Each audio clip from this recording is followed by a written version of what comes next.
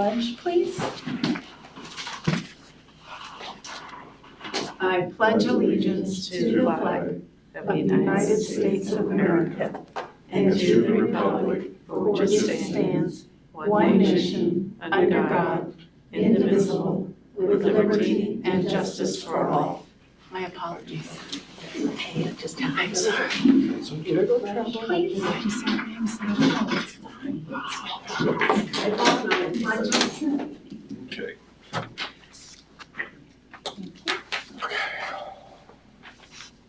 And would you call the roll, please?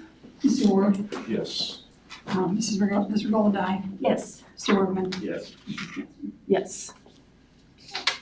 Moving on, for the approval of the minutes, I would entertain a motion for the June 15th and June 24th meeting minutes. So moved.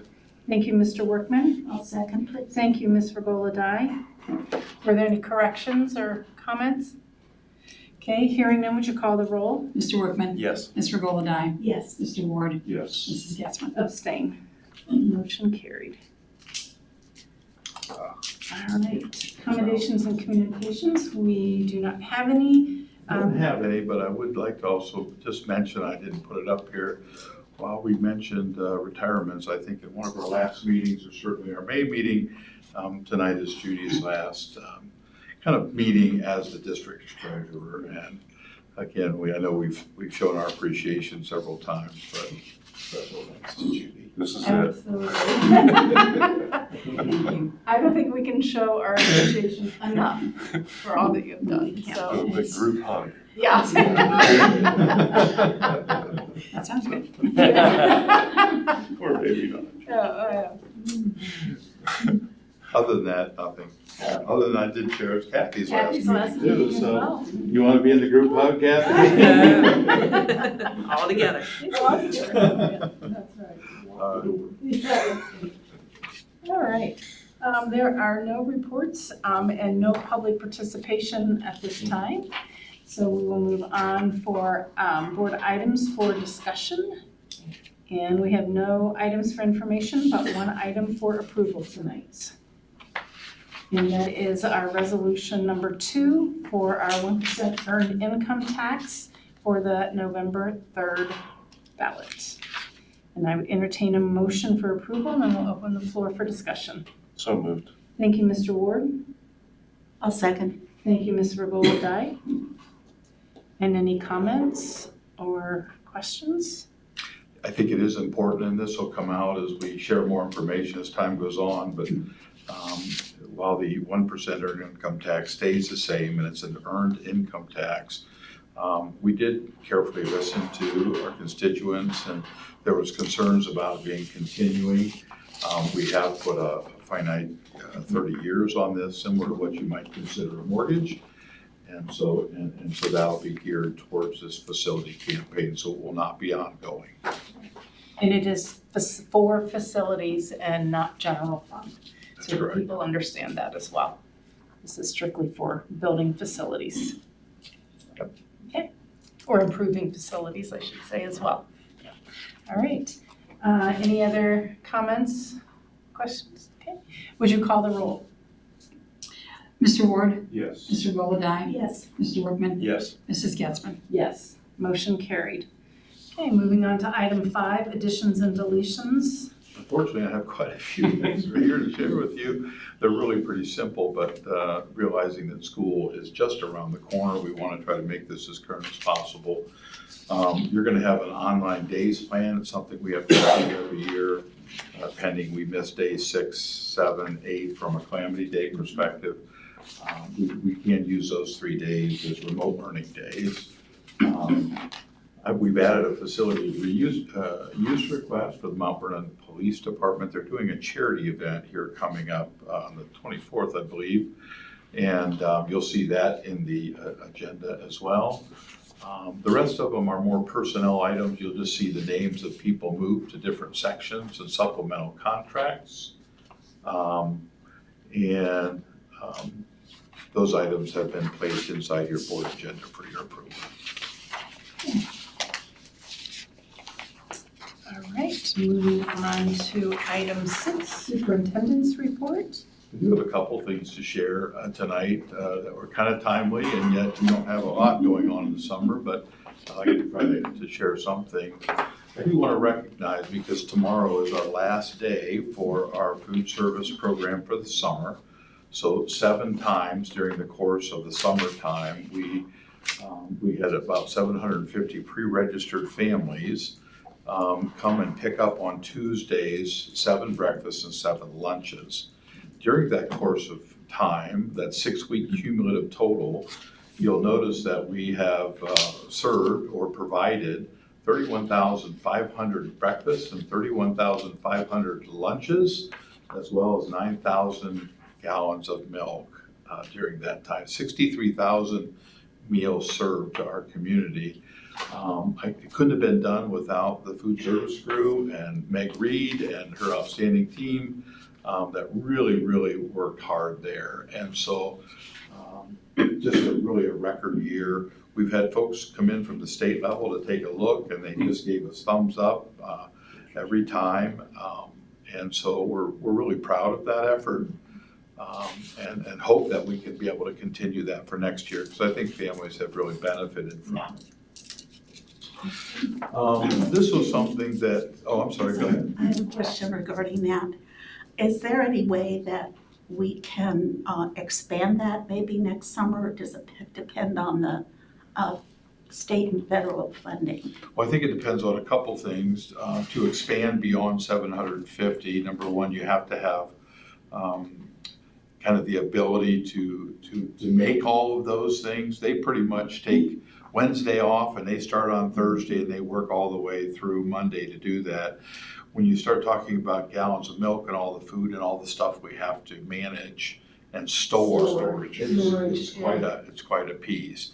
I don't think that Meg is not open to that idea. It would need to have additional staffing. We might even have to kind of use other facilities just to house the product. I mean, you can imagine, 750 times 2, so almost 1,500 half gallons of milk, and just where you put that every single week. So there is the ability to expand it. We just have to have the capability for personnel and facilities to do it. I went out last Tuesday. Amazing, just how they have it down in terms of getting cars through and managing the whole process. It's amazing. I She remember really has it down. the first week, it was our first time. We had our signs up and we kind of had to direct it. The second week was a little easier. Yeah. And then by the time where we're at today, cars space themselves out. They don't all show up at 10 o'clock. Right. They kind of periodically position themselves. They really have done a really good job. Yeah. When did you say the last distribution? Tomorrow, Tuesday. Is it like 10? From 10 o'clock to 1 o'clock. And so, if you have nothing going on, feel free to kind of stop out, help a little bit. Yeah. The families have been incredibly appreciative, which is always nice. And so, it's been kind of a neat thing. I tease some of the kids. I think I've been able to work 5 of the 6 so far. I said, well, I think we're out of chocolate milk. And they went, we're out of chocolate. That's their favorite, right? Yeah. No, Oh, yeah. we're not out of chocolate. Yeah. We're good. So, That's great, thank you. I did, when I was there last week, she did say she thought she might be shorthanded tomorrow, so I told her I would be. No, of help. Of staff. Of staff, so I told her I would be back. I have a Career Center board meeting, but after that, I plan to. She did say she has to be, I think, in Chicago, she told me today, so. But there's been a lot of people that just step up and help, and I've generally been able to. Yeah. And there's even some high school kids that she said have been helping, so that's wonderful. Community service. That's wonderful, yeah. Thank you. The second item, this is something that just kind of came down. It's called SAM, or the Student Athlete Mobility Act update. So the Ohio High School Athletic Association not only did a survey, but they did a vote among the OHSAA body with regards to the mobility of students being able to participate when their schools don't have programs. And for a variety of reasons, the OHSA and the membership schools decided not to do it at the time.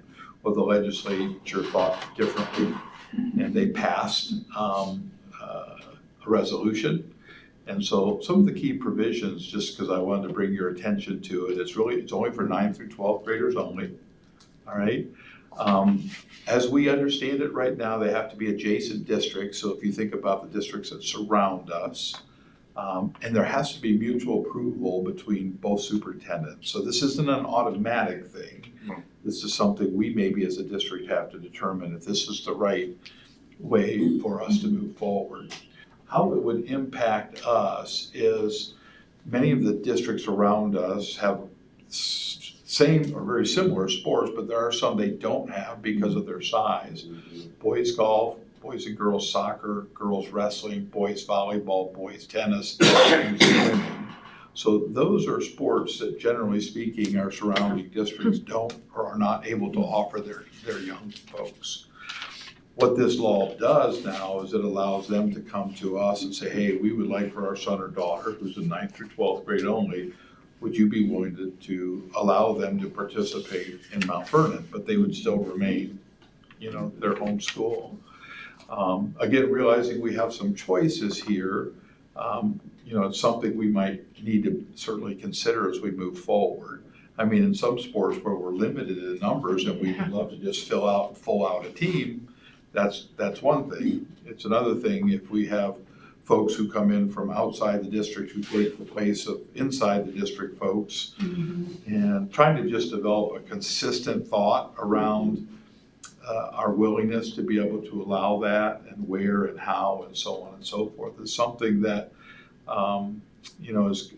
will come up upon us and we'll have to make those decisions. So might be something that we want to have some further conversation around just to get your thoughts, but I'd be interested in them now. Just curious, do any of our neighboring districts offer any sports that we don't?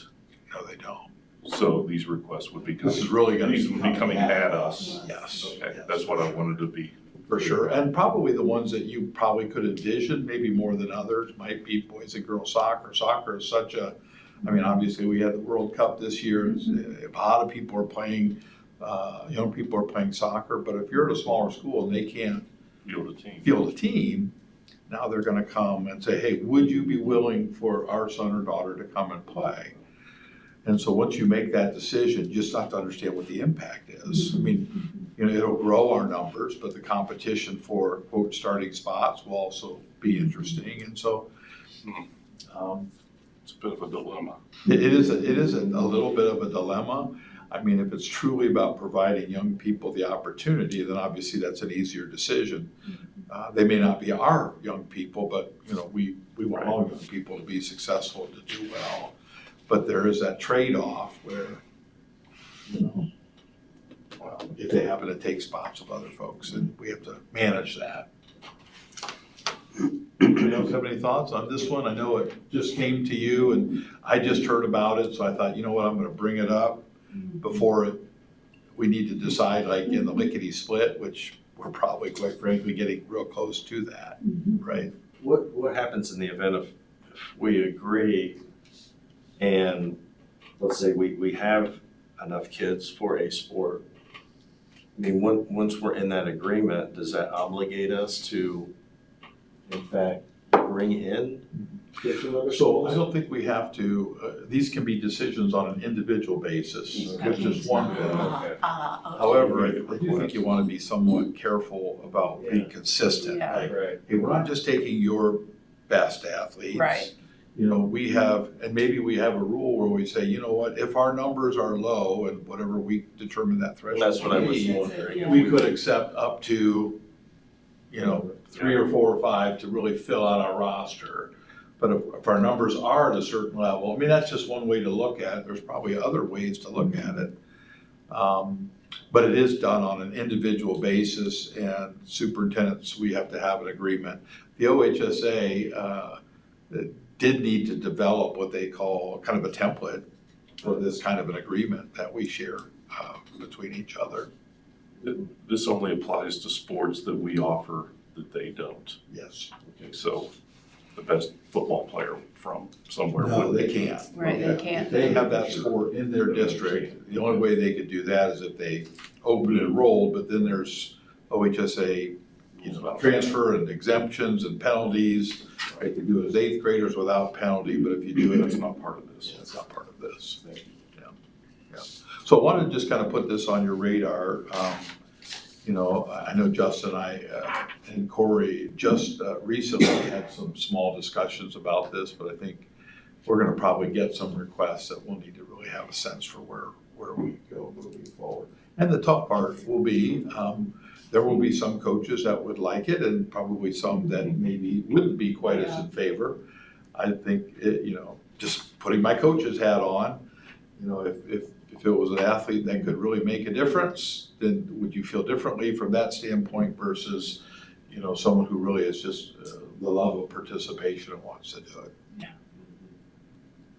I assume most of these sports have like tryouts or like volleyball. We do. I mean, we don't do a lot of cutting. We Okay. don't cut a lot of students. I just wondered.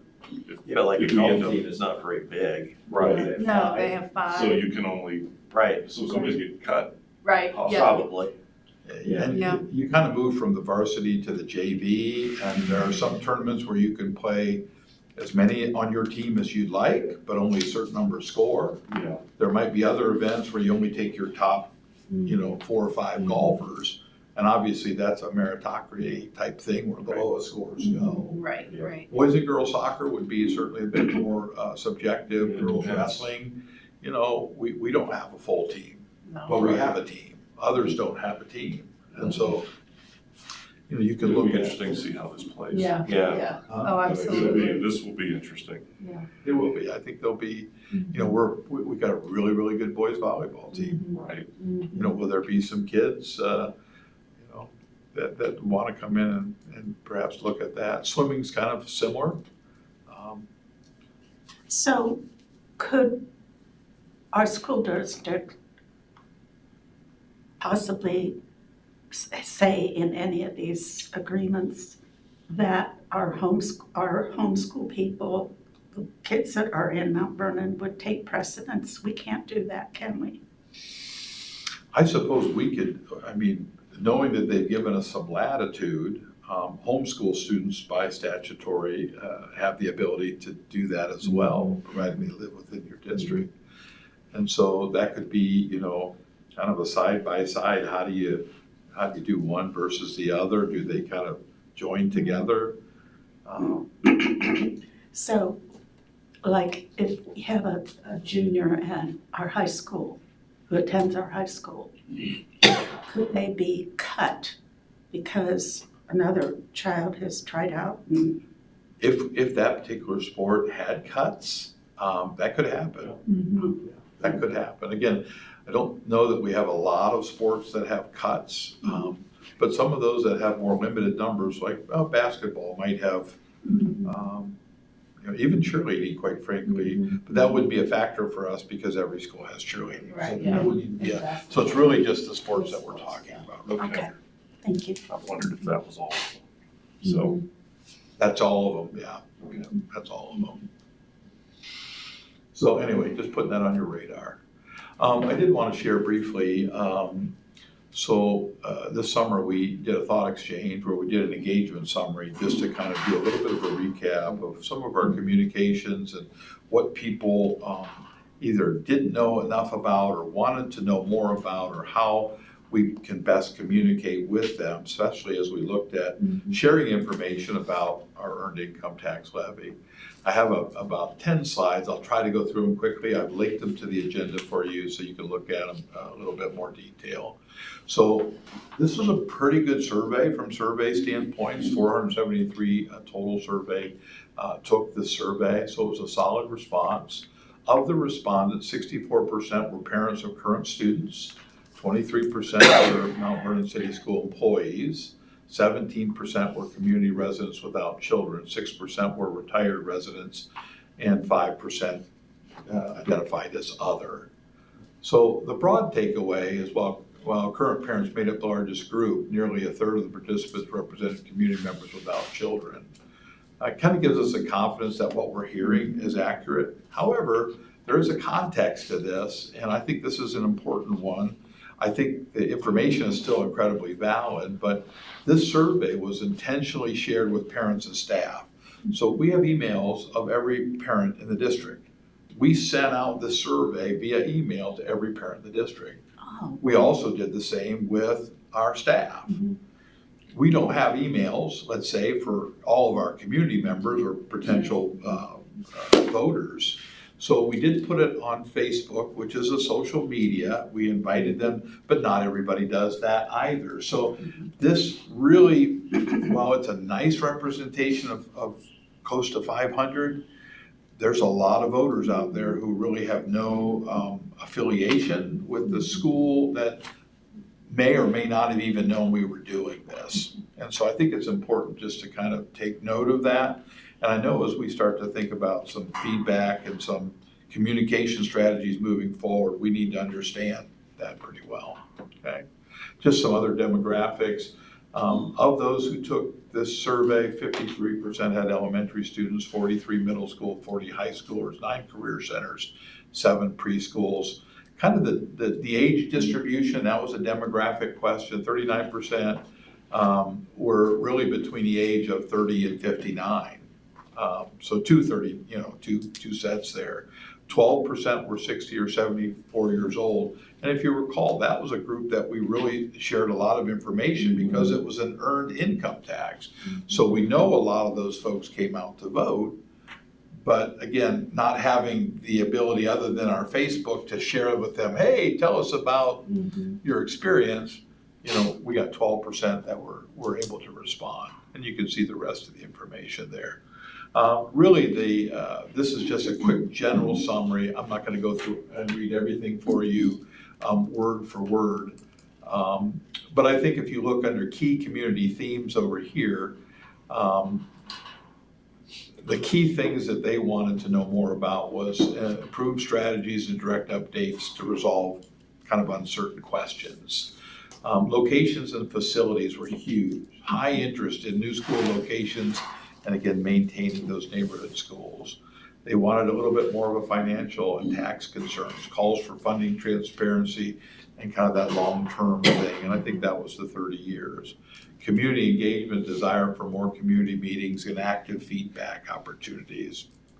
And then project details and transparency. So I think those were things. Key sources of information, and there's a separate slide here, that's why I didn't spend much time, but social media probably gained the biggest traction for how people knew about the levy, or at least that responded to the survey.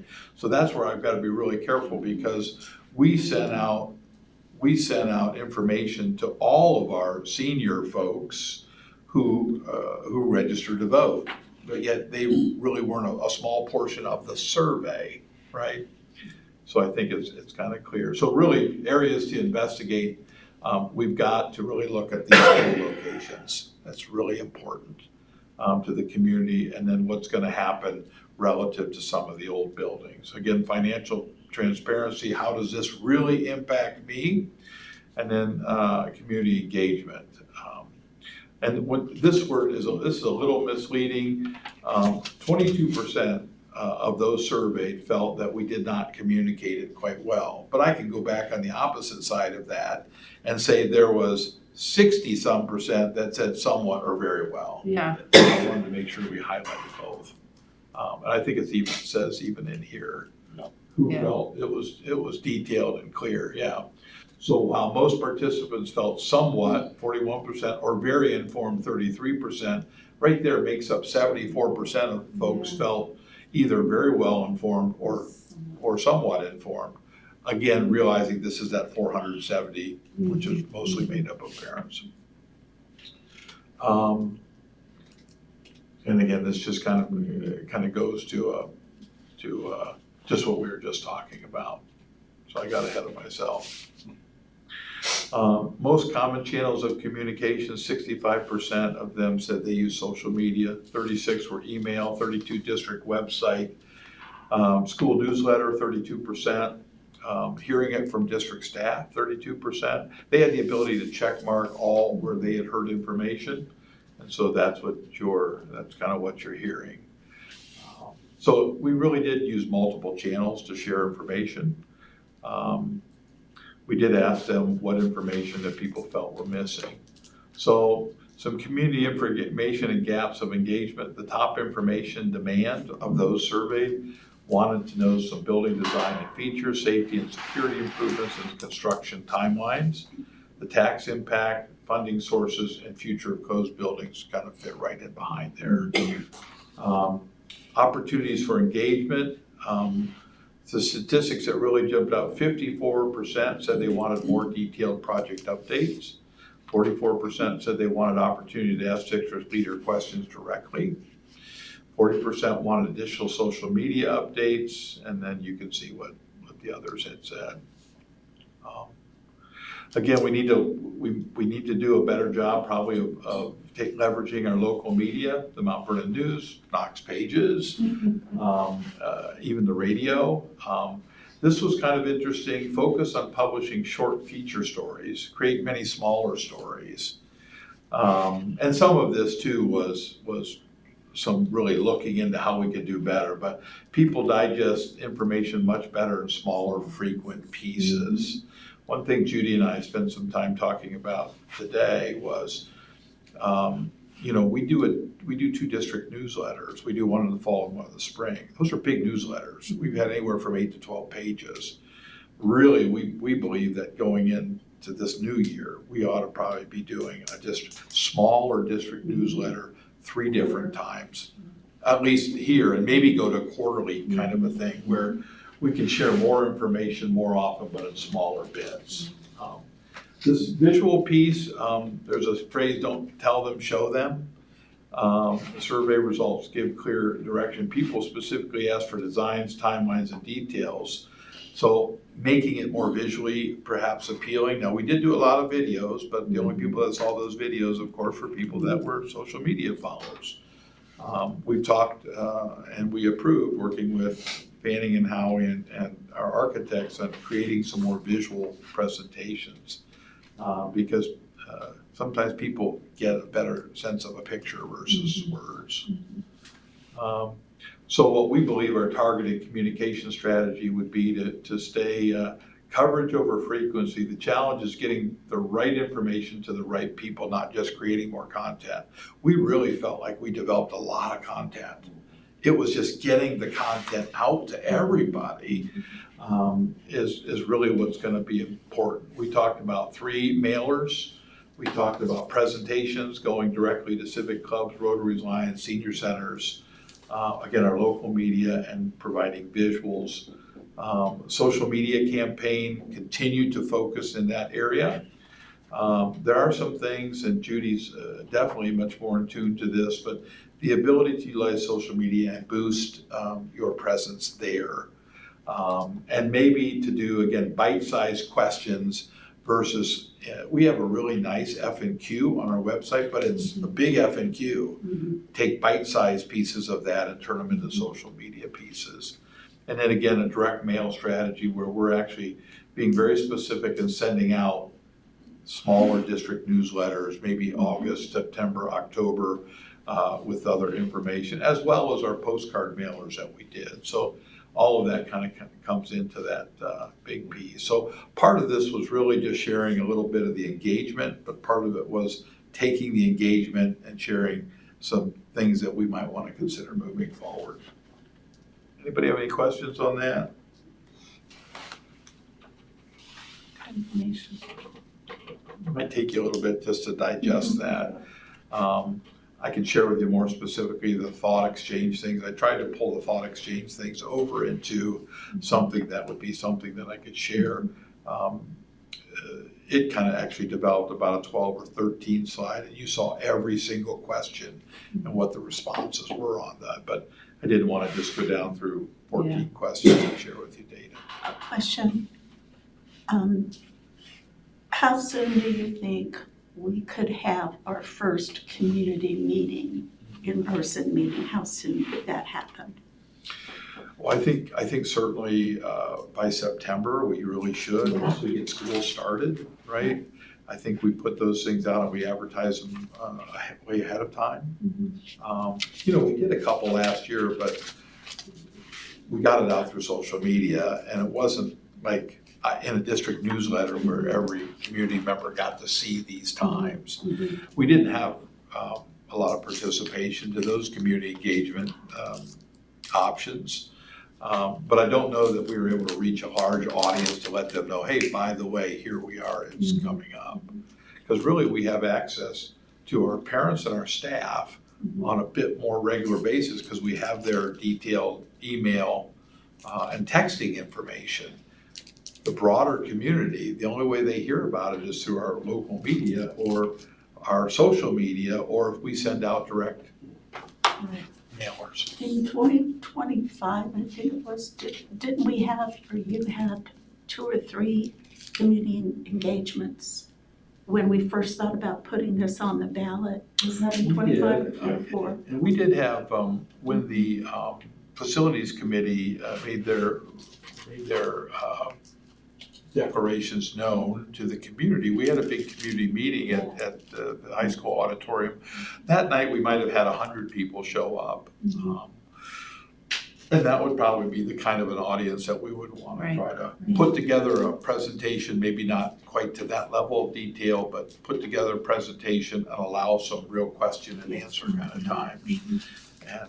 And just hope that we get people that will come. I think having it be more of a presentation than Q&A is perhaps better than just saying, hey, we're here. If you have any questions, come and share your thoughts and time with us. When do you project, Bill, to put out the fall newsletter? Well, we were talking about that, and so, I mean, it sooner than later, right? I mean, you know, we've always put out postcards in the past, just to welcome students back. Do we have a fall newsletter here right before, you know, the start of school or the first week of school? Do we start getting information out that quickly? That's something we need to continue to have a conversation. And if you've got suggestions, I'd be happy to, realizing we're not putting together an 8 to a 12-page newsletter. We're going to do smaller ones. I think a lot of this content has already been developed.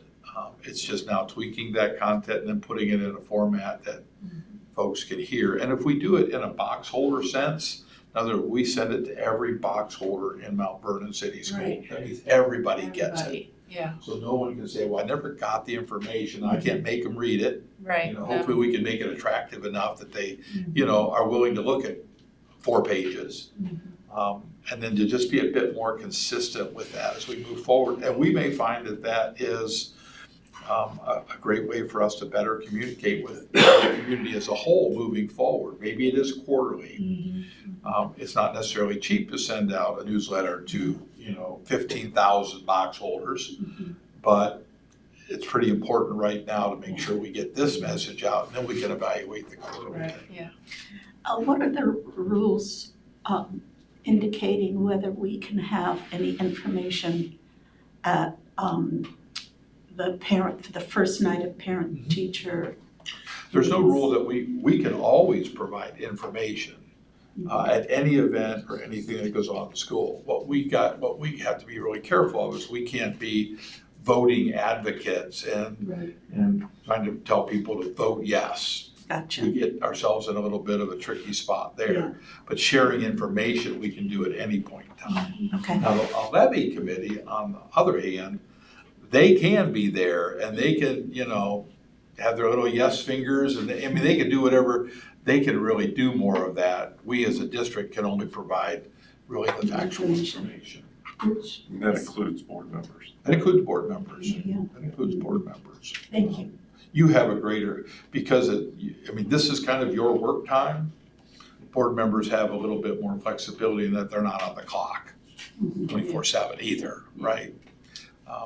And I'd like to believe that probably most people would believe that if we've got a levy campaign up, whether it's operations or facilities, they probably know where we sit. I don't know that would be a secret, but we can't go out there and basically say vote yes. Thank you. Okay, we'll kind of keep you informed on that. The only item for board approval in this section are student handbooks from all 8 buildings. If you haven't gotten a chance to take a look at those, they really don't change a whole lot from year to year. Names change, maybe calendars change, but general expectations don't change a whole lot. All right, thank you. I would entertain a motion then for the approval of the student handbooks. So moved. Thank you, Ms. Regola-Dye. I'll second. Thank you, Mr. Workman. Were there any questions? Hearing none, would you call the roll? Mr. Regola-Dye. Yes. Mr. Workman. Yes. Mr. Ward. Yes. Mrs. Getzmann. Yes. Motion carried. Okay, moving on to curriculum instruction. No items for information, but one board approval. One item for board approval, and it's one of those that I put on the addition to the agenda. It's the online day plan. So Kathy has always done a nice job of making sure we dot the i's and cross the t's.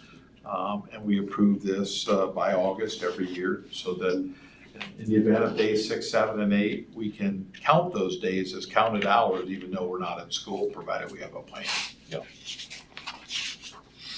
I would entertain a motion for approval. So moved. Thank you, Mr. Ward. Second. I'll second. Thank you, Mr. Regola-Dye. Any additional questions? Hearing none, would you call the roll? Mr. Ward. Yes. Ms. Regola-Dye. Yes. Mr. Workman. Yes. Mrs. Getzmann. Yes. Okay, motion carried.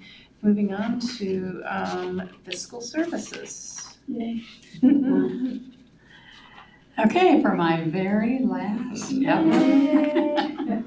it's all good news, really. So we ended up, if you want to just scroll down a little bit. Just trying to blow that up a little bit here.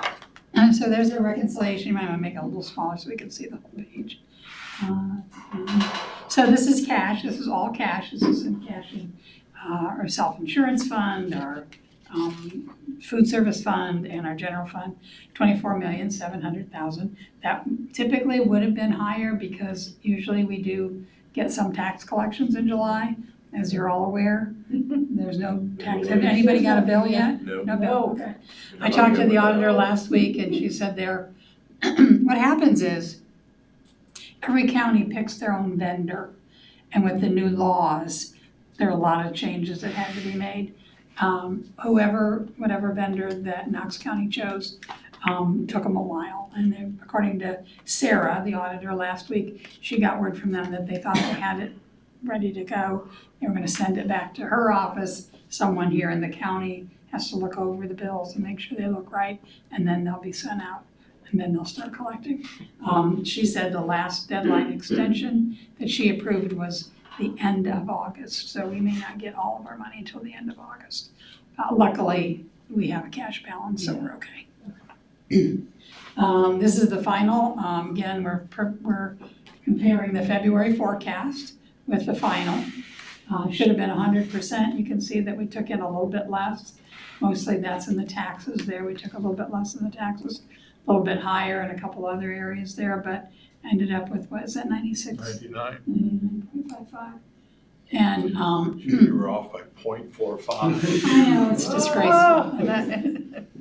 And then, and this was interesting, if you look at the bottom, we actually spent a little less than we thought we would, which is always good. And if you look at the number on, up at the top a little bit, under total revenue, that's before we brought in the 5 million, the 49,353,000. And look at the total expenditures, 49,385,000. And the 30,000 added on to the top one, we were off by like $2,000 between the difference between revenue and expenditures. That's really good if we bring in about the same as we spend. Unfortunately, that's not going to keep happening because our expenditures are going to go up and our revenues are actually, as it stands right now with the law, they're projected to just be flat. We gotta get a little bit here and there, new constructions and things like that. So, but it was a good year, turned out. We ended up with $18 million in the general fund, which is what we thought we would end up with, so. And there's our investment report, just a little bit under. Almost. That's good money there. And then the other items there are the cash summary report and the expenditures and the checks. And then we have some donations to Wigan Street from Emily Hauk, $100 in memory of Carol Sue Owens. Also to Wigan Street from Betty Dice, $100 in memory of Carol Sue Owens. Also Wigan Street, Peggy Snow Owens, $100 in memory of Carol Sue Owens. To Mount Vernon Boys Golf from Jody and Rick Getzman, $100 in memory of Todd Miller. And then we have an anonymous donation to the high school, $1,000 to help for seniors who have outstanding fees, which was very nice. Very nice, yes. And that's all I have unless you have questions. I didn't really have a question on her last day, but. I know. A really hard one.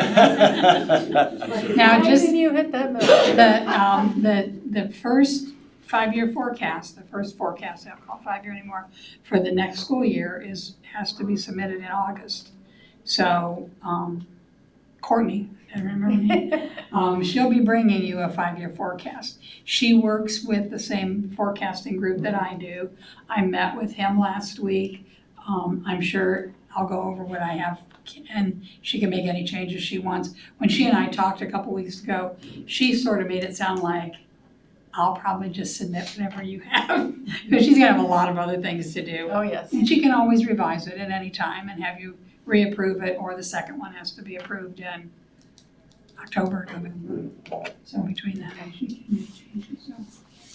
I'm reminded a little bit when I see these senior school fees, just to bring attention to the fact that 2 years ago, the board decided to eliminate school fees and to eliminate breakfast and lunch. And we've been doing that for a couple of years. And obviously, if you're a senior, you've been in for 4 years, so there might have still been some school fees. Yeah. There are some fees that they still, have to pay for, a very specific type of fee, but especially athletics and extracurricular participation. But we are planning on going into the next school year with free lunches and breakfast for all students and eliminating school fees. Okay, I will entertain a motion for approval of the fiscal service items. So moved. Thank you, Mr. Workman. Thank you, Mr. Ward. Any additional questions or comments? No? Okay, would you call the roll? Mr. Workman, Yes. Mr. Ward, Yes. Mr. Volodai, Yes. and Mrs. Getzmann. Can I go ahead, even though I have a donation on there? Yes, okay, then yes. I don't want to do Unless it's anything. fraudulent. Yeah, you've already cashed it, back. so. Yeah. It is already cashed. Can't take it back. Bounces all the way home. Yeah. All right, moving on to business services, and Mr. Volodai, any Thank you. legislation? Just very briefly. The Ohio legislature is in recess until after the November election. Prior to the recess, Senate Bill 19 was passed and signed by the governor. One of the items in there is to have math improvement provisions as part of this legislation.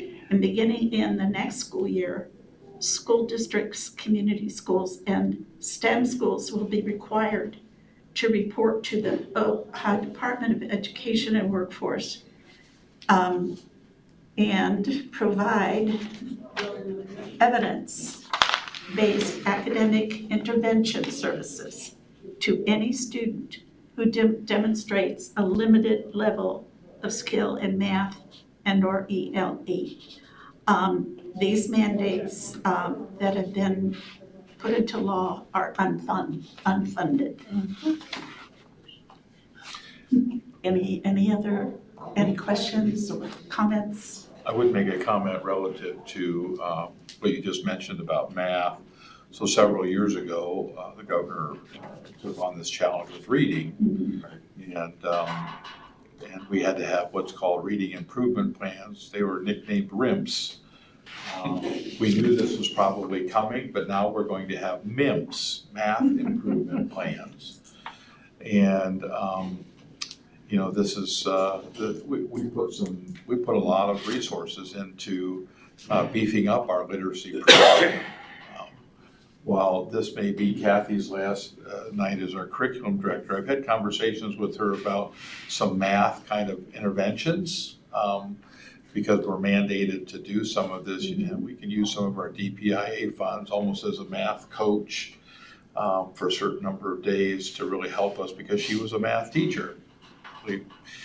Back in the day, back in the day, to really, I think our thought as we're thinking this through is that these MIPS really start at the younger levels, and if we really work with our teachers to help improve math instruction, and we were a district on the rise, you remember, we had a nice award for that, but we're not going to rest on that, and we need to beef up our math area with MIPS.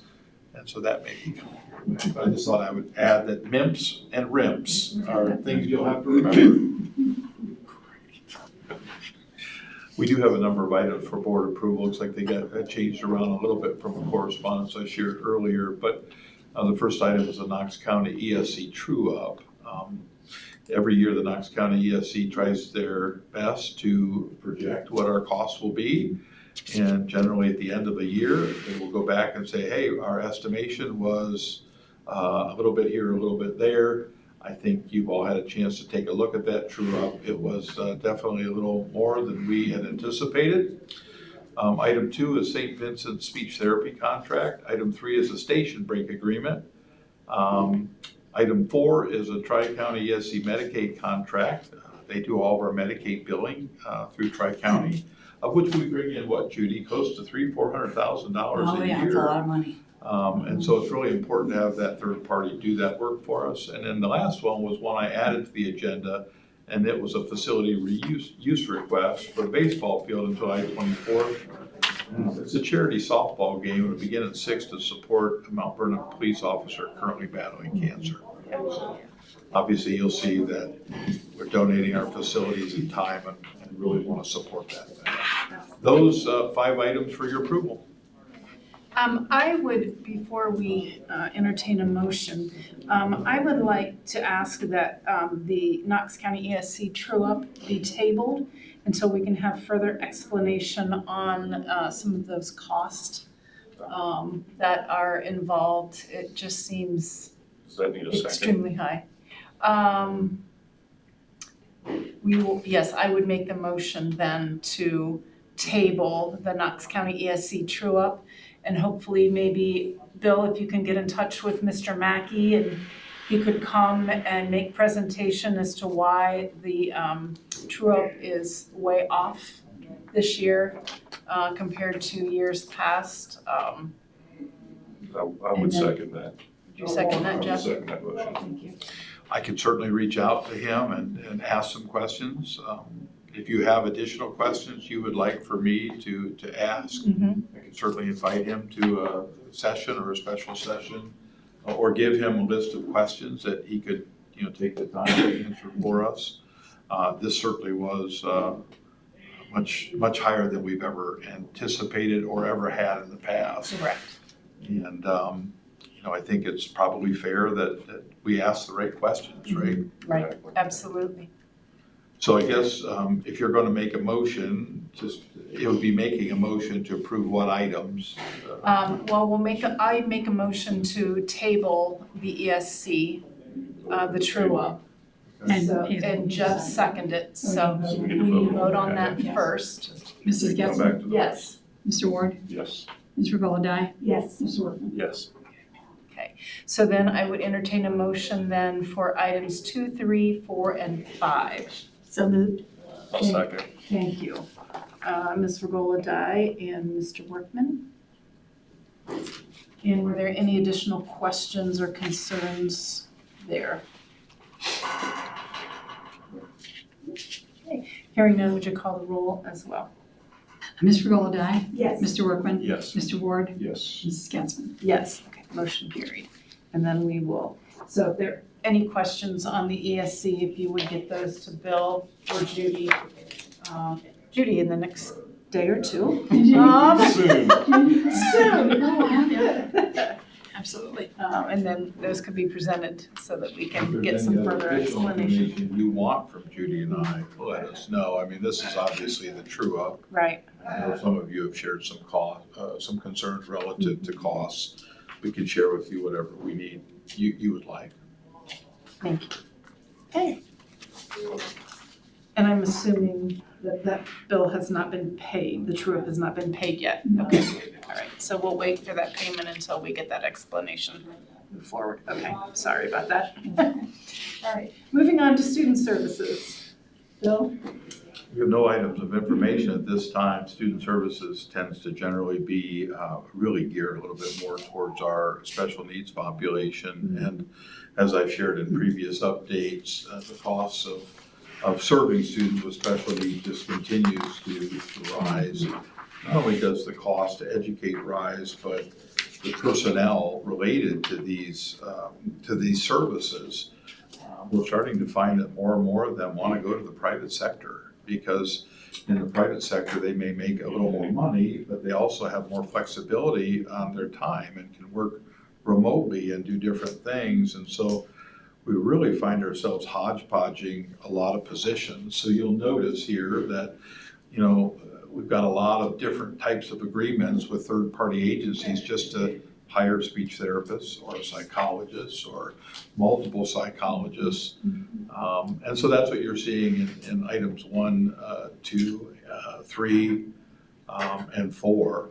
And then item 5 is a special needs student who must be placed outside of the district. And you saw the cost that goes involved with that. And it can really be challenging. Those 5 items for your approval tonight. I would entertain a motion for approval for those 5 items. Thank you, Mr. Ward. I'll second. Thank you, Ms. Regola-Dye. Any additional questions? I will just say that, yes, those items are very expensive to the district, but we would never not employ these people for the benefit of our kids, so. Right, absolutely. Judy? Mr. Ward? Yes. Ms. Regola-Dye? Yes. Mr. Workman? Yes. Mrs. Getzmann? Yes. Motion carried. All right, moving on to personnel, certificated staff. And Bill?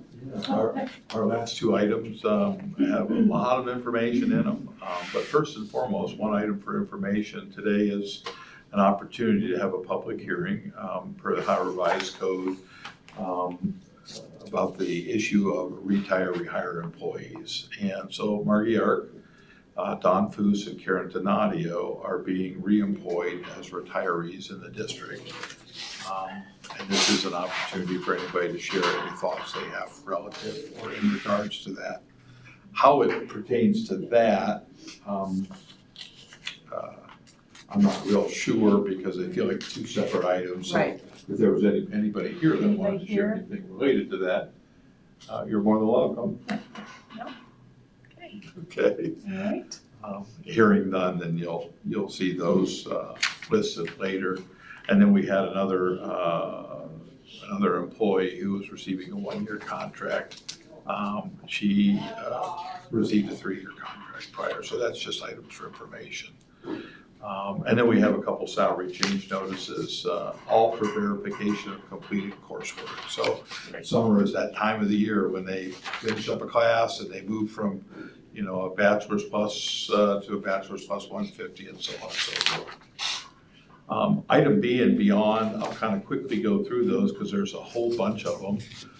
Employment for next year, we did rescind a couple contracts for various different reasons, some because they transitioned into other positions. Those are listed. We have some administrator contracts listed there for you. New teachers. We have brought on a lot of new teachers this year, had some in the office today doing their paperwork. And so you've got a whole host of folks. We'll share those more specifically with you when we get towards our opening day and get their picture and are able to share a little bit more information about them. And then here's my 2 rehired teachers, a couple internal transfers, substitute teachers, an addendum, substitute teacher, These are resignations from staff members who moved on to other positions. And then a whole host of supplemental positions, mostly dealing with the fall, probably 2 pages worth. We knew that this was, this comes every year about this time. Then we talk about department heads and all of those positions being filled. And then we do have some extracurricular positions for folks who are not employed by the district as district staff. And those are listed there for you as well. So a lot of items for approval in this certificated section, as is pretty customary with our June and July board meetings. Okay. I would entertain a motion for all of the certificated staff as presented. I'm sorry, Mr. Workman, or was that? I'm sorry, I didn't hear you, Okay. even though my I'll hearing aid second. Okay. turned up. All right, Sorry. Ms. Regola Dye I'll second. motioned and Mr. Workman second? Yeah. Okay, Okay. Okay. okay. Any additional questions? Hearing none, would you call the roll? Mr. Golodai, Yes. Mr. Workman, Yes. Mr. Ward, Yes. Mrs. Getzmann. Yes. Okay, motion carried. Okay, moving on to classified staff. Similar situation with classified staff, no item for information, but again, with classified staff, we have folks who are employed at different benchmarks along their careers. We did add, we brought in some new bus I drivers. see that. That's Some awesome. of them are not necessarily new to us, but Right, they're yeah. coming back to us, thankfully. Yes. I think we're now down to where we need to fill one more position, and our staff for the beginning of the year, Wonderful. and we're working on that now.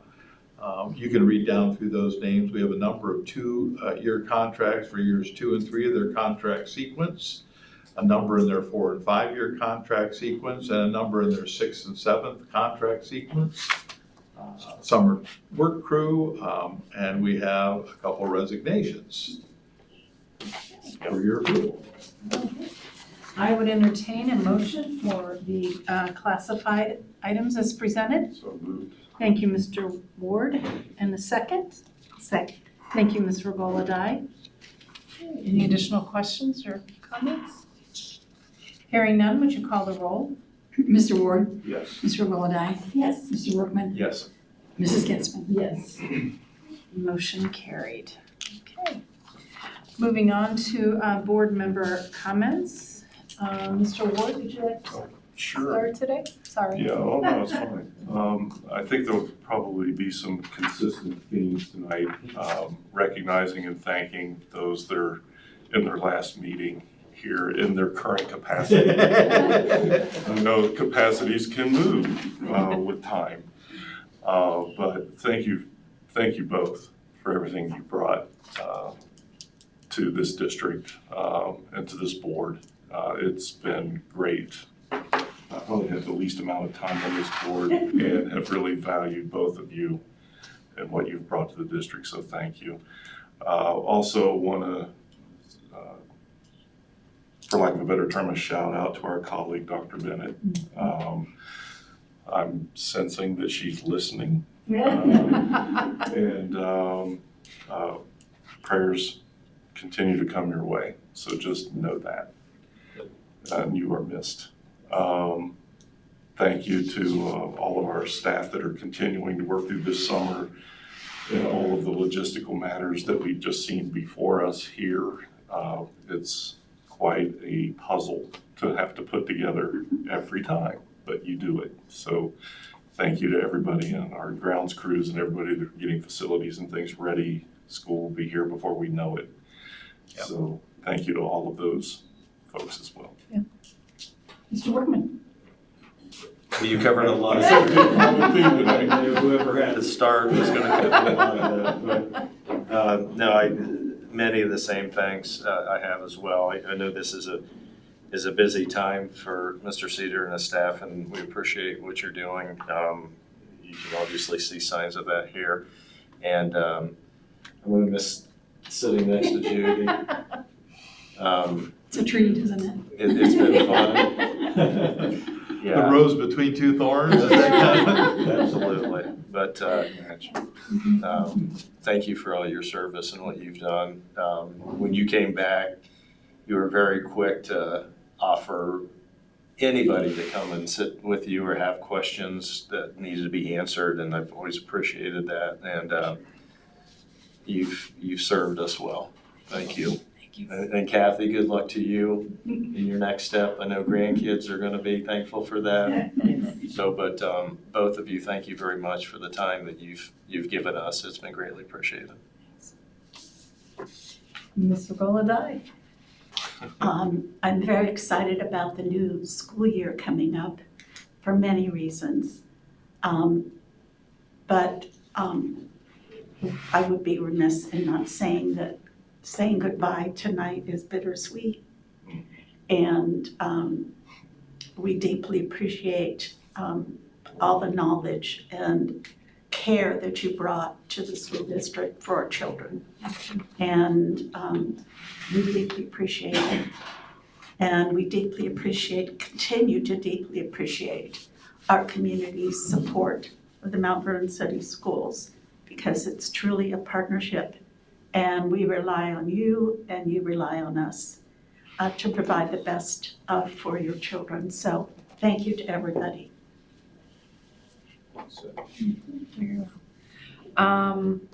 Dr. Bennett, you're missed. I will start there.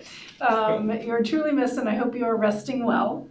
Kathy, thank you for your multiple years of service and putting up with all of my children and still coming and still hanging out for a few more years after that. So thank you for that. You did a fantastic job, and it was always, you always knew the high school was under control, and now all of the curriculum stuff. So thank you for your hands-on approach to everything. So, and Judy, I'm gonna miss our phone calls, but I still got your number. So Anytime. it's good. That's good to hear. But again, thank you for all that you've done. So thank you to our summer staff.